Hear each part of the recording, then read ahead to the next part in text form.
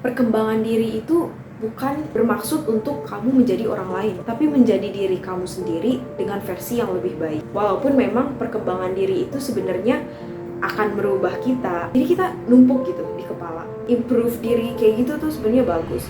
Cuman hey, it's Reve. Welcome back to my channel. As you know, I'm 17 years old and I love to share my self-improvement and development ideas for all of my friends who is under 17. I want you to listen to this. Jadi kali ini aku bakal ngebahas tentang kenapa perkembangan diri itu gak harus selalu dengerin kata orang lain. Contohnya, kamu mau memasuki era self-improvement atau development. Dan banyak banget video-video zaman sekarang upload tentang self-improvement, development, dan kita tend to mengikuti mereka. Kita ikutin ideas or opini-opini mereka, dan menurut kita itu benar karena banyak yang mengikuti opininya si A ini. Sebenarnya menurut aku tuh bagus buat ngikutin self-improvement opininya si A, opininya si B, dan kadang mereka tuh bisa share seperti itu karena mereka sudah mengalami. Tapi, ada tapinya. Kalau misalkan kamu ngerasa bahwa ketika kamu mengikuti aturan itu dan kamu malah bukan menjadi diri kamu, mending gak usah diikutin. Karena perkembangan diri itu bukan bermaksud untuk kamu menjadi orang lain, tapi menjadi diri kamu sendiri dengan versi yang lebih baik. Misalnya kamu tipe orang yang males. Nah, apa sih yang pengen kamu kembangin? Kamu mau menjadi rajin. Mungkin kamu bisa rubah diri kamu menjadi rajin itu dengan perubahan identitas juga, yaitu nganggap diri kamu itu udah rajin walaupun kamu belum melakukan itu. Karena perubahan identitas, kamu jadi mengikuti identitas itu secara gak sadar. Kamu jadi pengen memegang identitas itu, jadi selalu mau menjadi orang yang rajin. Tapi kalau misalnya kamu merasa seperti harus menjadi orang lain, harus ngikutin identitas orang lain ini, dan kamu ngerasa bukan diri kamu, you don't have to do that. Walaupun memang perkembangan diri itu sebenarnya akan merubah kita, akan merubah diri kita gitu. Yang tadinya kita berteman sama circle yang gak bagus gitu, kita jadi berteman sama circle yang baik. Yang tadinya kita punya kebiasaan yang jelek, tapi sekarang kita mempunyai kebiasaan yang bagus. Menurut aku, walaupun kita pengen nge-improve diri kita, tapi kalau misalnya kamu gak menjadi diri kamu sendiri, buat apa? Dulu tuh aku sering banget baca buku tentang self-development, dan banyak banget aturannya. Sebenarnya buku itu pun juga nggak memaksa kita untuk menjadi seperti itu, tapi karena menurut aku juga bener nih apa yang kata nih buku, jadi aku ngikutin cara itu. Cuman kadang kebanyakan informasi self-improvement, self-development, self-growth, and we even don't understand what we want, what we need. Jadi kita malah nggak tahu apa yang harusnya kita butuhin, kita tuh mau menjadi seperti apa. Malah kita tuh nggak tahu karena kita kebanyakan informasi dari sini, dari sana. Jadi menurut aku kalau misalnya kamu mau merubah diri kamu harus tahu dulu penyebabnya apa kamu mau berubah, kenapa kamu mau berubah, dan kamu harus tahu dalam diri kamu. Kamu harus questioning yourself. Jadi ketika kamu mau berubah, jangan fokus pada orang lain dulu. Kamu harus fokus sama diri kamu sendiri dulu. I think it's makes sense lah ya. Kadang aku tuh ngeliat ada orang yang sebenarnya mungkin karena dia terlalu kemakan sama video self-improvement, self-development, yang which is sebenarnya bagus videonya. Improve diri kayak gitu tuh sebenarnya bagus.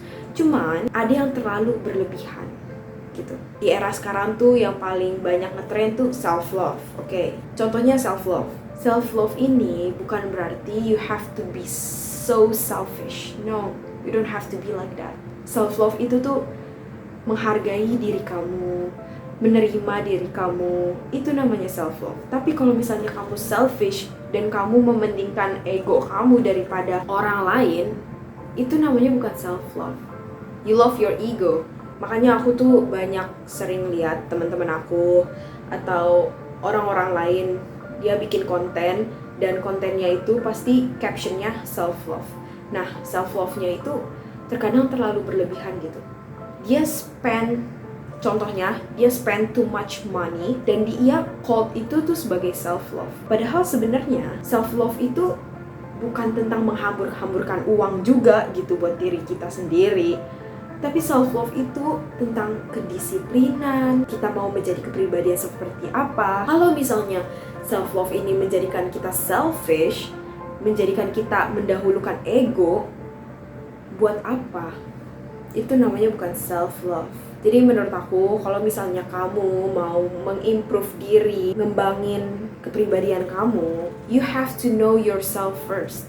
Jangan dengerin orang lain dulu. Yang penting diri kamu dulu. Walaupun sebenarnya kamu tuh bingung ya, mau mengimprove diri mulai dari mana, gimana prosesnya.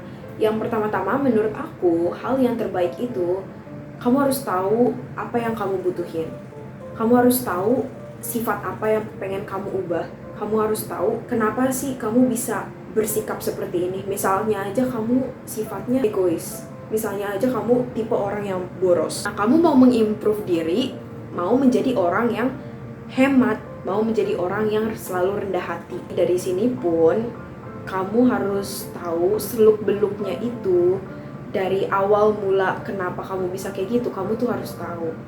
Daripada kamu langsung jump into another person dan kamu dengerin saran mereka, bahkan kamu tuh nggak mengerti diri kamu sendiri. Karena apa ya, orang lain tuh punya asumsi yang berbeda-beda, orang lain punya opini yang berbeda-beda, dan mereka nggak benar-benar tahu tentang diri kamu dan apa yang kamu rasain. Walaupun kebanyakan orang udah pernah ngalamin hal seperti itu juga, apalagi orang-orang yang udah bikin self-improvement seperti itu, cuman ada perbedaan. Mungkin mereka bisa membandingkan, seimbangin diri mereka dan kata-kata self-improvement orang lain.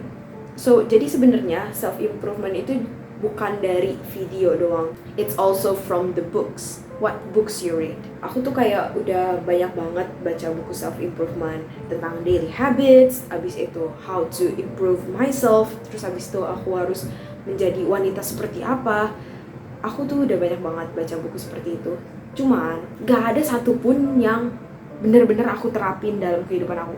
Okay, I remember the words, but gak ada satupun yang aku terapin ke dalam kehidupan aku. Bahkan aku mau nerapin pun aja, aku tuh bingung. Aku bingung mau mulai dari mana. Aku bingung harus gimana ya, gitu. Walaupun aku tuh tahu jawabannya tuh ada di buku. Cuman diri akunya tuh gak bisa untuk menerapkan. Nah, jadi makanya menurut aku itu pentingnya untuk tahu apa kebutuhan diri kamu terlebih dahulu ketimbang kamu udah baca buku duluan, udah dengerin asumsi dan advice orang lain, daripada kamu ngedengerin omongan-omongan orang lain. Mending kamu dengerin hati kamu dulu. Sebenarnya apa sih pikiran selama ini yang bikin kamu berantakan? Sebenarnya apa sih yang dalam otak kamu? Coba kamu rancangin itu satu-satu, kamu bikin pattern. Kamu harus tahu pikiran kamu tuh mau arahnya kemana, dan kamu tuh mau menjadi orang seperti apa, because no one understands us. Jadi mau sebagaimanapun kamu nonton video self-improvement, baca buku self-improvement, development, growth, dan lain-lain, kalau misalnya kamu itu belum tahu apa yang kamu butuhin, kamu belum tahu tentang diri kamu belum kenalin diri kamu, itu percuma. Itu percuma menurut aku. Coba kenalin diri kamu dulu, baru kamu dengerin apa yang orang lain bilang, dan kamu baca buku apa yang harus kamu lakuin. Okay, so thank you for watching. If you like this motivational self-improvement development videos, you can subscribe and like my videos. If you like self-improvement development videos, you guys know where to find me. And I'll see you in the next video. Bye!